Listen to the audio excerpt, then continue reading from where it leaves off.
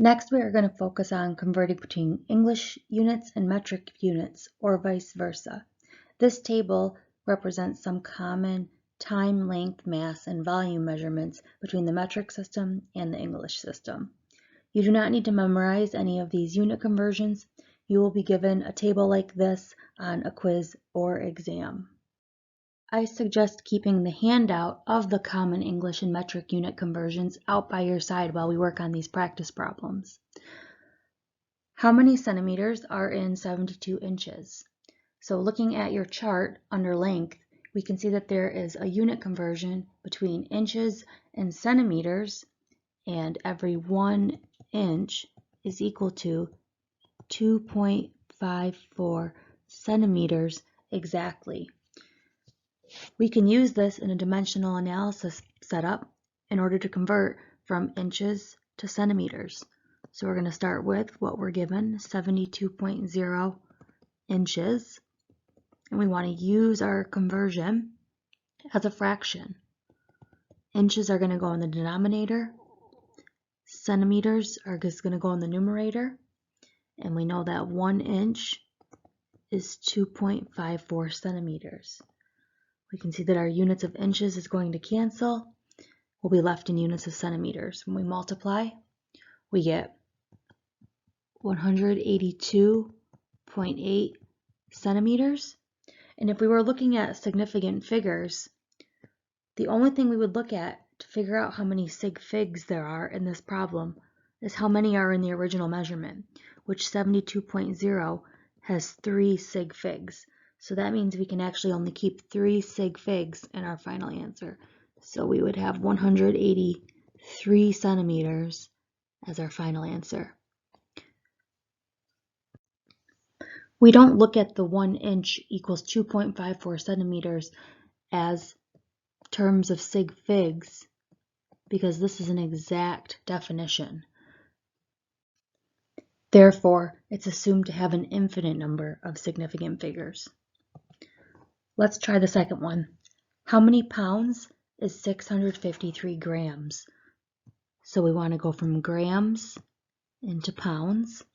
If we look at our common unit conversions, we can see that 1 pound is equal to 454 grams. So we're going to start with what we were given in the problem, 653 grams. We're going to multiply by our unit conversion. Grams is going to go in the denominator, pounds is going to go in the numerator. 1 pound is 454 grams. Grams is going to cancel, and we're going to be left in units of pounds for our final answer. And when we divide by 454, we get 1.44 pounds. In this next example, let's combine what we've learned about English to metric conversions and using our metric unit prefixes. Life-threatening conditions can develop when a mountain climber climbs rapidly to heights greater than 2.5 times 10 to the third meters. What is this distance expressed in feet? So we don't have a common unit conversion directly that takes us from meters to feet. But we did recently use a unit conversion that said that 1 inch is equal to 2.54 centimeters. So that's our link between the English system and the metric system. We're going to have to first convert meters into centimeters, centimeters into inches, and then finally inches into feet. So if we start with what we are given, 2.5 times 10 to the third meters, we can think about our unit prefixes. We're going from meters to centimeters. The larger unit is the meter, so we'll call that 1. And then there's 100 centimeters in 1 meter. If we were to stop here, our units would cancel of meters and we'd be left in centimeters. But we're going to keep going. Next, we're going to use our link between the metric system and the English system. We want centimeters to go in the denominator so it cancels, and inches in the numerator. 1 inch is equal to 2.54 centimeters. Here our units of centimeters will cancel, and right now we'd be in inches. Lastly, we're trying to work our way towards feet, so we're going to put inches in the denominator, feet in the numerator, and there's going to be 1 foot for every 12 inches. Lastly, the units of inches will cancel, and we're going to have our final answer in units of feet. And we should get 8.2 times 10 to the third feet as our final answer. When you're done setting up your different unit conversions, always check that the units in the numerator cancel with those in the denominator for each case, and then what you're left with in the upper right corner is the units that your answer will be in. The human stomach can expand to hold 4.2 quarts of food. A pistachio nut has a volume of about 0.9 milliliters. Calculate the maximum number of pistachio nuts that can be eaten in one sitting. So here we're trying to go from quarts to the number of nuts that someone could eat in one sitting based upon the volume of the stomach. We have under our common volume unit conversions, 1 quart is equal to 946.4 milliliters. But there's also another conversion that's given to us directly in the problem, and that is 1 nut has a volume of about 0.9 milliliters. So sometimes when you're reading the word problem, you actually have to extract information to write a unit conversion from the information given to you. So the volume of about 0.9 milliliters right there. So now we're going to start with our 4.2 quarts. And we're going to convert quarts into milliliters. So quarts goes in the denominator, milliliters goes in the numerator. 1 quart is 946.4 milliliters. And then lastly, milliliters into number of pistachio nuts. 1 nut occupies about 0.9 milliliters of volume. So we can see, if we check our cancellations, quarts cancels, milliliters cancel, and we'll be left in number of nuts, which we should get about 4,400 pistachio nuts that can be eaten in one sitting. Sometimes we need to convert 2 units at once. So for example, if a car is traveling at 95 kilometers per hour, what is the speed in meters per second? So we're starting with units of kilometers per hour, and we want to convert them into units of meters per second. So notice the top changed units and the bottom changed units.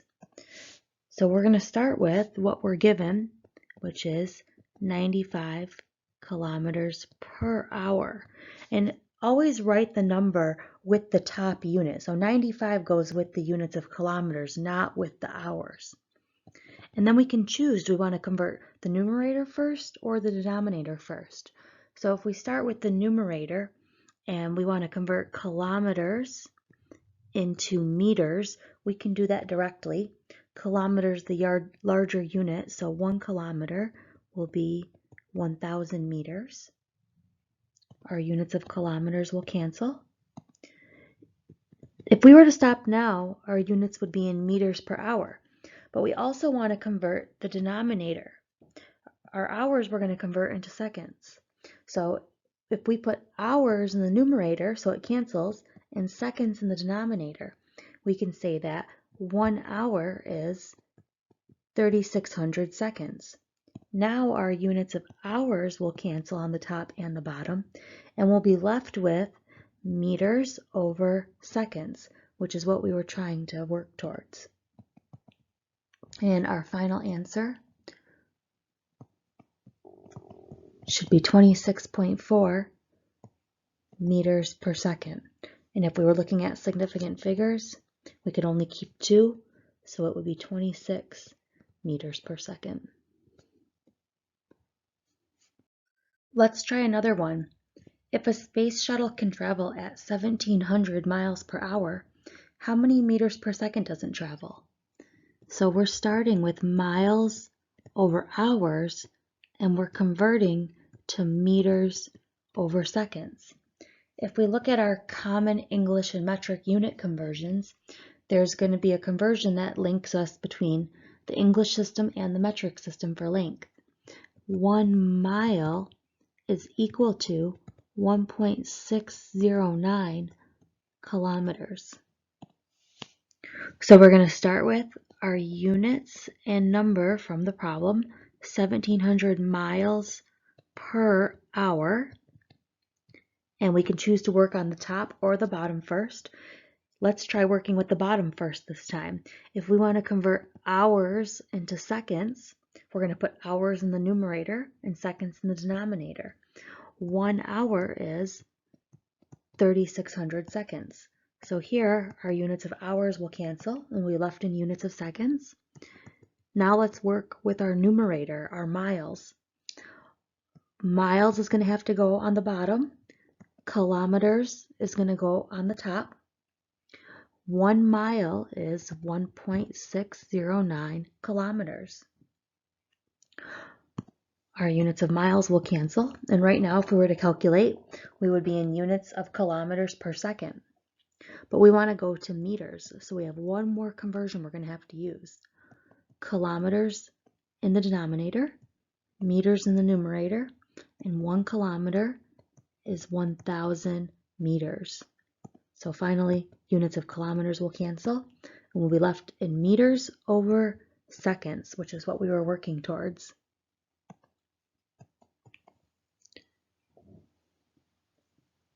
And our final answer should be 7.6 times 10 to the third meters per second. Let's try one more example of converting 2 units. A bullet is fired at a speed of 2,435 feet per second. What is this speed in kilometers per hour? So we're starting with feet per second, and we're going to kilometers per hour. We're going to need a few unit conversions in order to do this. So we have 2,435 feet over seconds. Let's start with our denominator this time. Let's convert seconds into hours. We want our seconds to cancel, so we're going to put seconds in the numerator of our next unit conversion over hours. 1 hour is equal to 3,600 seconds. So we can see that our units of seconds will cancel. Next, we have a few options of what we could do to convert feet into kilometers.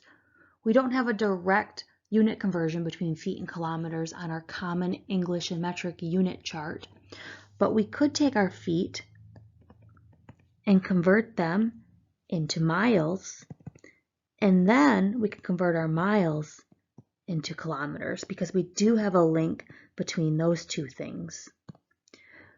So looking at our unit conversion chart, feet is going to have to go in the denominator, miles will go in the numerator, and there is 5,280 feet in 1 mile. So far, our feet will cancel, and we're in units of miles per hour. Next, we want to convert miles into kilometers. Miles will have to go in the denominator, kilometers in the numerator, and 1 mile is equal to 1.609 kilometers. Miles will cancel, and we'll be left with kilometers per hour when we calculate. We can keep 4 sig figs in our answer. So we should get 2,671 kilometers per hour as our final answer. The next thing we're going to learn is how to convert units that have exponents associated with them. So if something is squared, like an area, or if something is cubed, like a volume. So for example, if we want to convert 8.3 inches squared into millimeters squared, we're going to have to use some of the unit conversions we've seen before, but we're going to have to also take into account that our units are now squared. So if we start with our 8.3 inches squared, that's what we were given in the problem, we could take inches into centimeters. That'll be our link between the English system and the metric system. And from our common English and metric unit chart, we know that 1 inch is exactly 2.54 centimeters. But if we were just to use this unit conversion as is, our inches wouldn't all cancel because one of our inches is squared that we started with, and we just wrote in an inch to the first power. So we need to square our units, but when we square our units, we also have to square the numbers associated with those units. So 2.54 squared centimeters squared is equal to 1 squared inch squared. Now when our units go to cancel, we can cancel inches squared on the top and the bottom. We would now be in centimeters squared. We want to convert to millimeters squared. So we're going to have to put centimeters in the denominator, meters in the numerator. And what's our unit conversion here? There is 100 centimeters in 1 meter. But we have to square our units and square the numbers associated with them. Centimeters squared, square the 100. Meters squared, square the 1. Now our units of centimeters squared could cancel and we'll be in units of meters squared. And one last unit conversion, meters to millimeters. Meters the larger unit, so that's what we'll call 1. And there is 1,000 millimeters in 1 meter. The last thing we have to remember to do is square our units and square the numbers from the conversion. So 1,000 squared millimeters squared is equal to 1 squared meter squared. And we can see that our units of meters squared are on the top and bottom, and those will cancel. And our final units for this problem are in the upper right corner, which are millimeters squared. And that's what we were trying to work towards. So our final answer is going to be, with two significant figures, 5.4 times 10 to the third millimeters squared. Make sure you include the units with your answer. Let's try another example of converting units that are squared. So we're starting with 2.4 yards and converting it into meters squared. So 2.4 yards squared. Before we think about what we're going to use, we know yards are going to have to go in the denominator, so it cancels. And we can convert yards into feet. There is 3 feet for every 1 yard. We have to make sure that we square the units and square the numbers. We can convert feet into inches. So feet go in the denominator, inches in the numerator. 1 foot is 12 inches. And we want everything to cancel, so we square the feet, square the 1, square the inches, square 12. We can convert inches into the metric system, inches to centimeters. 1 inch is 2.54 centimeters. We want to square everything.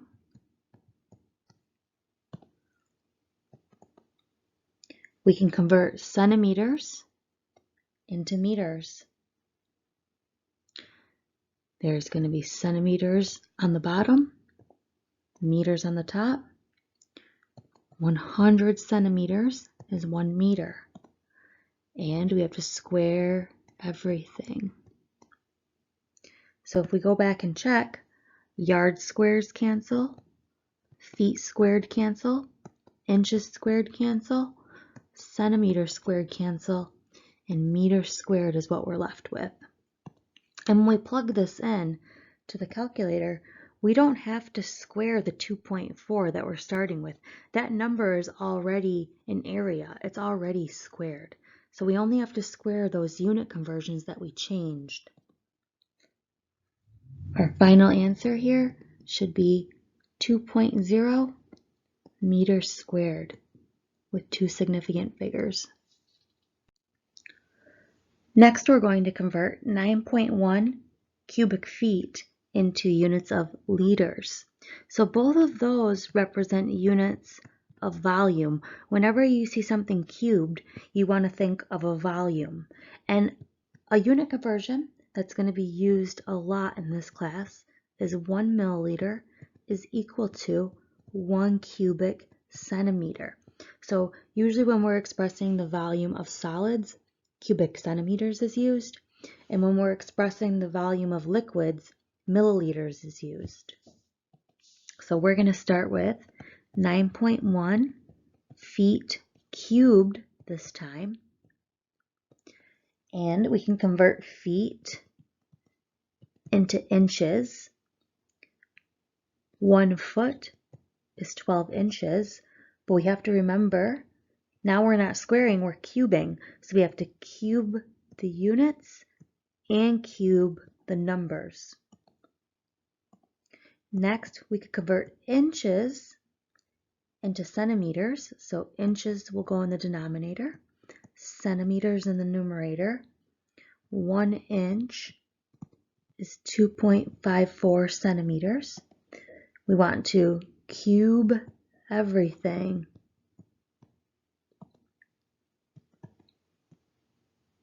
We can convert centimeters cubed into milliliters directly using that unit conversion that we just talked about on the top. So since I'm using a unit conversion that is centimeters cubed to milliliters, I'm not going to actually have to cube the numbers associated with it or the units this time. So now we're in units of milliliters and we're trying to go to liters. So milliliters will be on the bottom, liters on the top, and now we're just going from a prefixed unit to a base unit. 1 liter is bigger, and there will be 1,000 milliliters in 1 liter. If we check to see everything canceling, cubic feet cancel, inches cubed cancel, centimeters cubed cancel, milliliters cancel, and liters is what we're left with. And our final answer with two significant figures should be 260 liters. Density is defined as the mass per unit volume of a substance. Density is an intensive property, which, if you remember, intensive means it's independent of the sample size. So if you have water at a certain temperature and you have a liter of it and you take the density, versus if you have 1 milliliter of water at the same temperature and you take the density, it's going to be the exact same thing. Density is mass, which is an extensive property, over volume, which is another extensive property. And when we divide those two, we end up getting an intensive property. So density can have many units. It could be grams per liter, grams per milliliter, kilograms per centimeters cubed, kilograms per milliliter. But usually for solids, it's measured in grams per centimeter cubed. For liquids, it's measured in grams per milliliter. If we know the density of something, that can serve as our link between mass and volume. We already talked about if we want to solve for the density, we have to divide the mass of a substance by its volume. But if we want to find the mass of something, we can take the density and multiply by the volume. If we want to find the volume of a substance, we can take the mass and divide by the density. So really, density is a unit conversion that allows us to interchange between a substance's mass and its volume. First, let's try a problem where we just actually calculate the density. A sample of blood completely fills an 8.20 milliliter vial. The empty vial has a mass of 10 grams and the filled vial has a mass of 19 grams. What is the density of blood in units of grams per milliliter? So we were told the volume of the blood in milliliters. We need to take the mass and divide by the volume, since density is defined as mass per unit volume. But when we plug in the mass of the blood, we don't want to account for the mass of the vial. That's why we were given that mass of empty vial. So our mass that we actually use is going to be the difference between the filled vial, which is 19 grams, minus the 10 grams from the empty vial. So we're going to have 9 grams, that's the mass that actually is the blood. We know the volume. We were told the volume was 8.20 milliliters. So now we're ready to plug in. Density is equal to our mass, 9.0 grams, divided by our volume, 8.20 milliliters.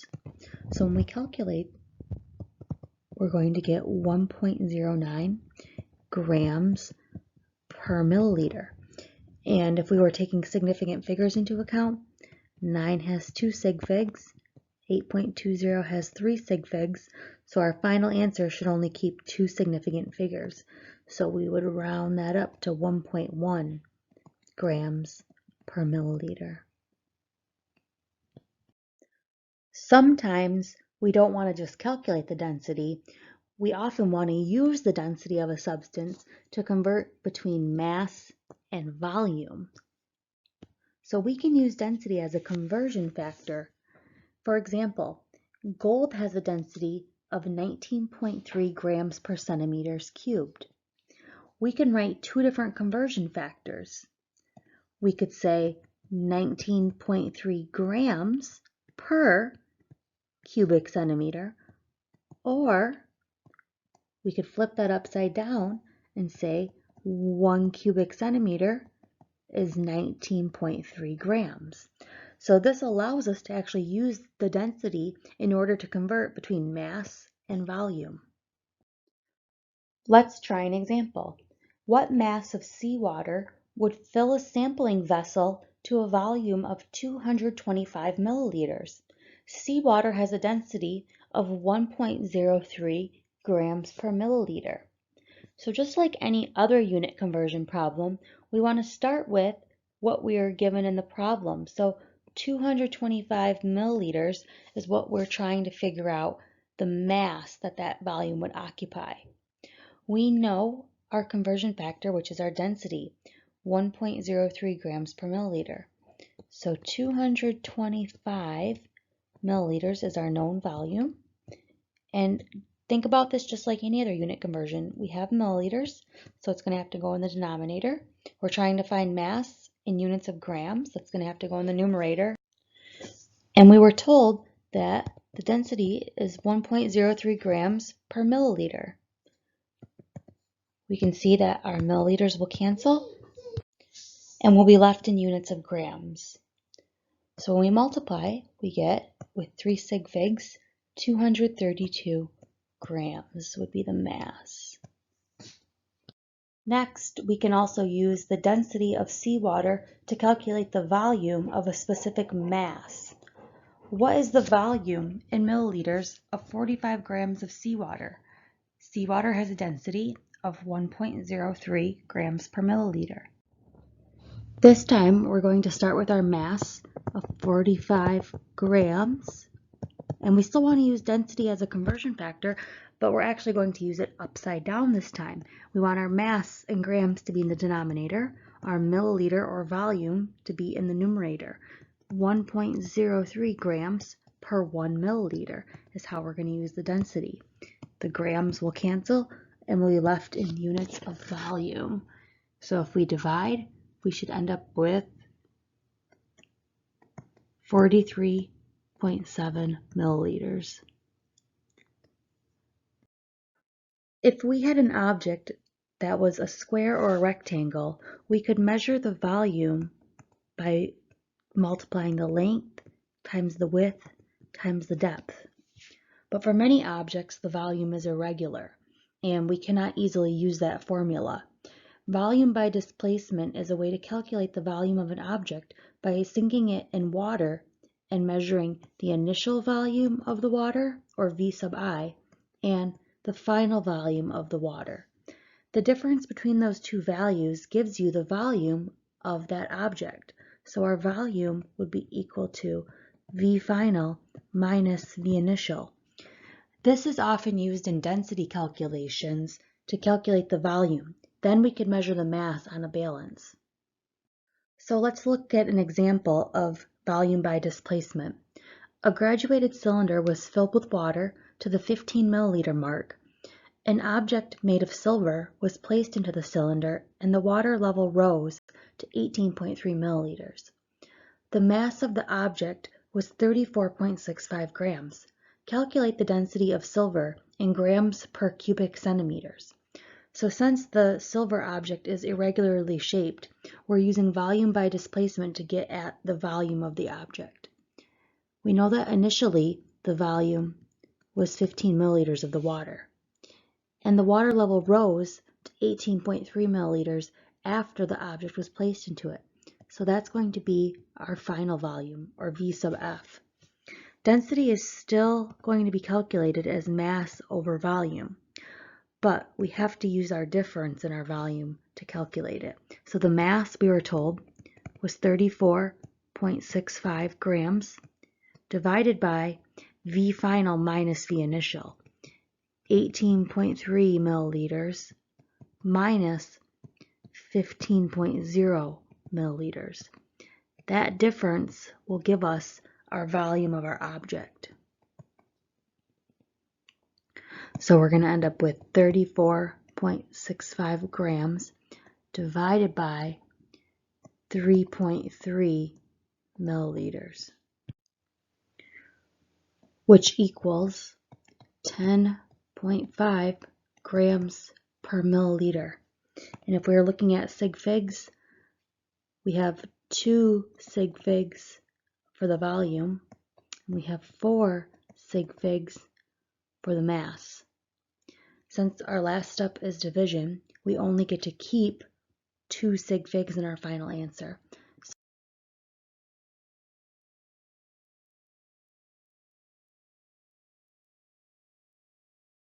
There are 3 major temperature scales to be aware of. We also want to learn how to interconvert between these temperature scales. There's degrees Fahrenheit, which is what we're familiar with here in the US. The rest of the world mostly uses degrees Celsius. And then lastly, a new scale that we'll be learning is called the Kelvin scale. Notice the abbreviation is just capital K and there's no degrees sign. Degrees Fahrenheit, if we compare when water freezes and when water boils, water freezes at 32 degrees Fahrenheit and water boils at 212 degrees Fahrenheit. There is 180 degrees difference between those two temperatures. We're comparing this to the Celsius scale, which is actually based upon the freezing point and the boiling point of water. So water is defined to freeze at 0 degrees Celsius, and it's defined to boil at 0 degrees Celsius. That means that there is 100 degrees difference between the freezing point and boiling point of water on the Celsius scale. So we can't directly compare 1 degree change in Fahrenheit to 1 degree change in Celsius. But when we're working with the Kelvin scale, this is often called the absolute temperature scale because every temperature is written as a positive number. There are no negative kelvins. The change in temperature, though, between the freezing point and boiling point of water is 100 degrees, much like the Celsius scale. So 273 Kelvin is when water freezes, and 373 Kelvin is when water boils. When we learn gas laws, the Kelvin scale will be very important that we use. It's important that you get familiar with the following formulas and are able to interconvert between any of the three temperature scales. The first one allows us to convert to degrees Fahrenheit from degrees Celsius. Notice this 1.8 factor that we're multiplying by. That comes from there being a difference in the number of markings between the boiling point and freezing point of water when we're looking at the Celsius scale versus the Fahrenheit scale. So 180 over 100 reduces down to 9/5, and that's where that 1.8 comes from. So we can take our degrees Celsius and multiply by 1.8 and add 32. That'll give us the temperature in Fahrenheit. We can undo that formula if we want to go backwards to degrees Celsius from Fahrenheit. So degrees Fahrenheit minus 32 divided by 1.8 will give us the temperature in degrees Celsius. If we're going to convert to the absolute temperature scale, or Kelvin, we have to first go to degrees Celsius. We can't convert to Kelvin directly from Fahrenheit. To convert to Kelvin, we take the temperature in degrees Celsius and we add 273.15. You do not need to memorize these temperature conversions. You will be provided these on a quiz or exam. The average normal body temperature is generally accepted as 98.6 degrees Fahrenheit. What is this temperature in Celsius? So we're going to use one of our temperature conversions. The temperature in degrees Celsius is equal to the temperature in degrees Fahrenheit minus 32 divided by 1.8. So if we enter what we know, our temperature in Fahrenheit is 98.6 minus 32 divided by 1.8, which comes out to 37 degrees Celsius. Let's try another one. Trout will die if the temperature of the water rises of about 25 degrees Celsius. What is this temperature in degrees Fahrenheit and in Kelvin? In chemistry, we usually consider 25 degrees Celsius to be about room temperature. So let's find out what room temperature is in degrees Fahrenheit. So our temperature in Fahrenheit will be equal to 1.8 times our temperature in degrees Celsius plus 32. That's going to equal 1.8 times 25 plus 32. And that comes out to 77 degrees Fahrenheit. Now, if we're going to calculate Kelvin, we have to start with our temperature in Celsius to calculate Kelvin. Our temperature in Kelvin will be equal to our temperature in degrees Celsius plus 273.15. So that's going to equal 25 plus 273.15, which comes to 298.15 Kelvin.